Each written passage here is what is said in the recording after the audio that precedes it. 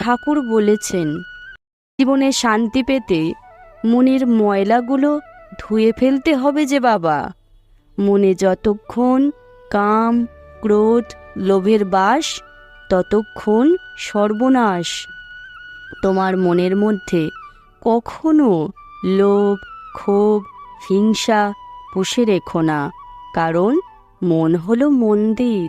সেখানে শুধুই থাকবে ঈশ্বরেরই নাম, ভক্তি ও প্রেম। এ জগতে সাংসারিক বিষয়ের প্রতি মোহ মানুষকে জেদি করে তোলে, আর মোহ হলো একটি ভয়ঙ্কর বন্ধন, যা তোমায় শুধু কষ্ট দেবে।